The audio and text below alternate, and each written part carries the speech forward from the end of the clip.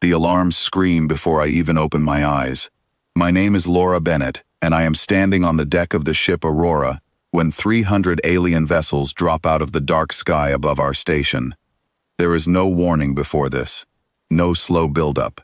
Just red lights, shaking floors, and 300 shapes on the screen where a moment ago there was only empty space.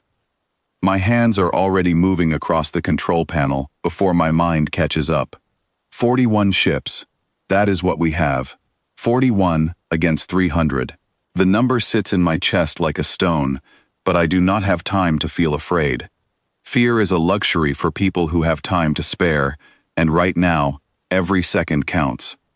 A voice comes through the main speaker, calm and smooth, translated by our systems into words we can understand. You are outmatched, it says. Surrender your outer colonies, and your people will be allowed to live, contained within your home system. Resistance will only bring you pain. I almost laugh, but there is no time for that either. I press the calm button and speak steady, even though my heart is pounding hard enough to hurt. This is Laura Bennett, Defense Command. You are right. 41 against 300. That is the truth. But you have made one mistake. You are counting ships. You should be counting people. The alien voice pauses, as if confused. Then it speaks again, softer this time, almost pleased with itself. Then you accept the terms. No, I say. I am telling you the numbers, so you understand what comes next is not a fight. It is a lesson. I give the signal. Around us, hidden inside the asteroid belt for over a year, disguised as simple mining stations, 12,000 small defense platforms wake up. We built them quietly, piece by piece, never speaking of them outside locked rooms. The aliens saw our 41 ships and believed that was the whole story. They never noticed the trap growing in the shadows around them. The platforms fire together, and for 4 full seconds, the screens in front of me go completely white. When the light fades, 60 of their ships are gone from the formation. Not one of ours is touched. The alien voice returns, and this time it is not calm. This is not the expected outcome, it says. You expected based on our ships, I answer. You should have expected based on our engineers.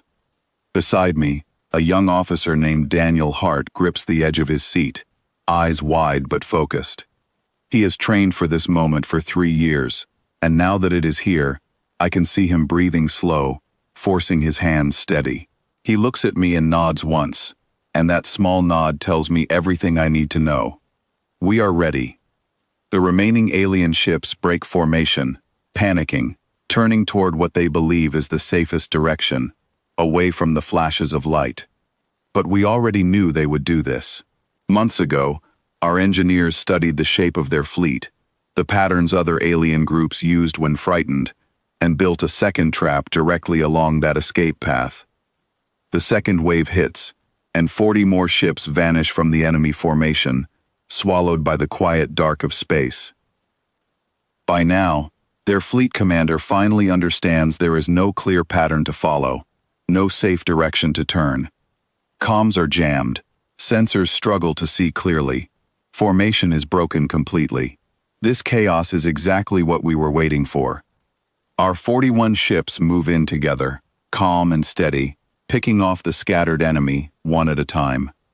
No special weapons are needed now, just simple, careful strikes guided by pilots who trained for years, for a moment they hoped would never come.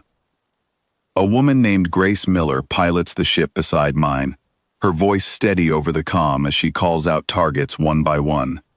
She has a calm, clear tone, like someone reading numbers off a shopping list, even though outside her window, entire war machines are being taken apart. Target locked, she says. Firing now. I watch the screen as one more enemy ship goes dark and drifts silently away. Harmless now, its power gone. The alien voice returns one final time, and this time, I hear something different in it. Something that sounds almost like fear. Why, it asks. Why did you not simply give us the colonies? You would have survived. I think for a moment before answering. Because this question deserves a real answer, not just a quick one. Because you asked us to stay small, I say, and we have never once agreed to stay in the box someone else built for us.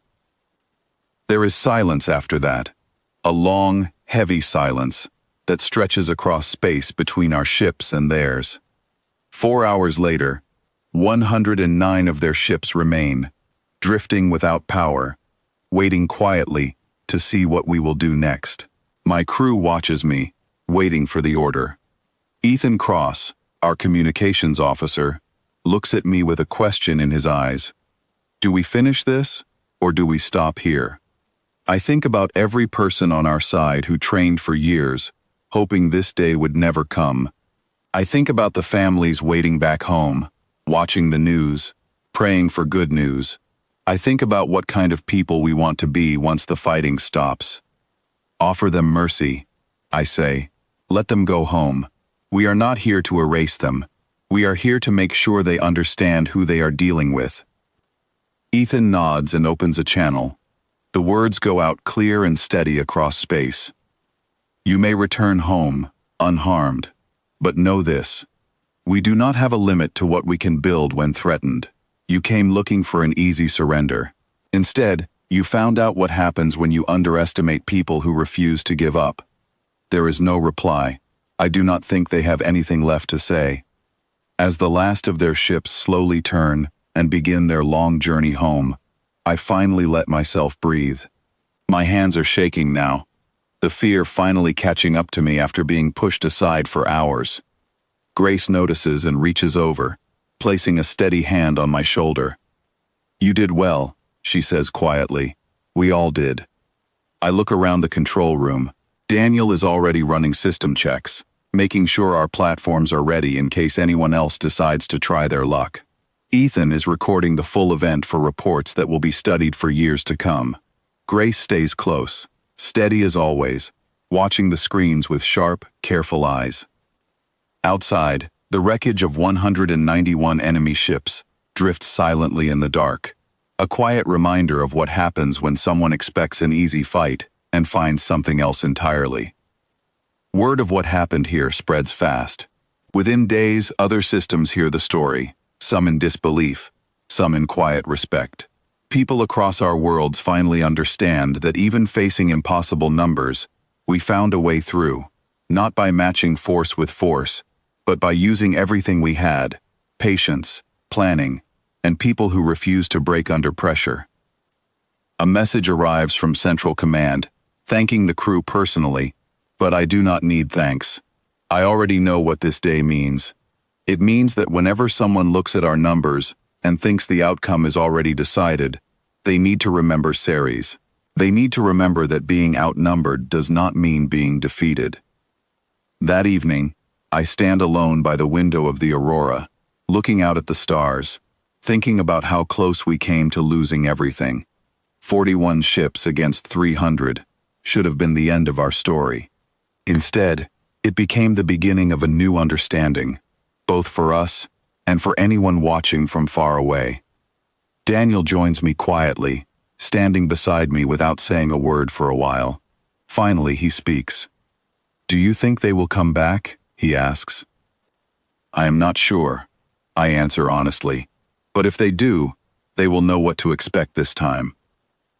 He nods, and we stand there together, watching the stars, both of us thinking about all the people who worked for years, quietly, patiently, building something that saved us all today.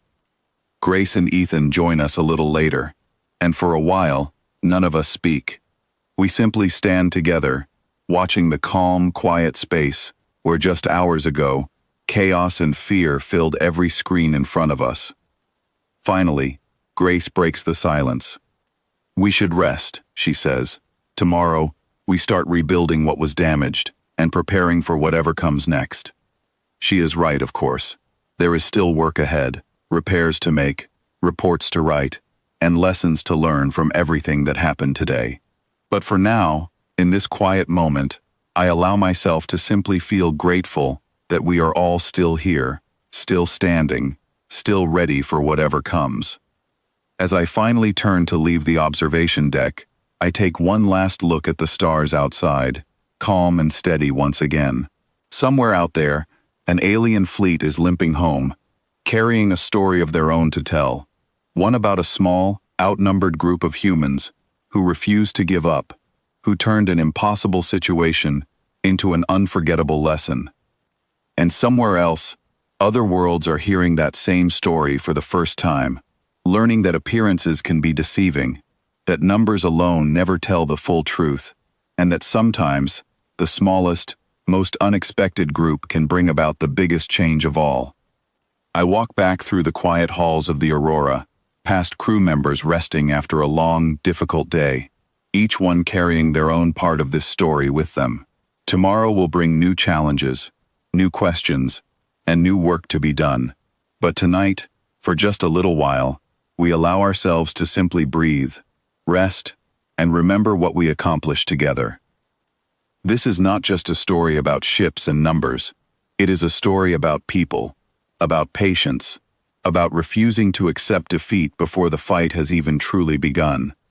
It is a story that will be told for years to come, a reminder that even against the greatest odds, there is always a way forward, if you are willing to look for it.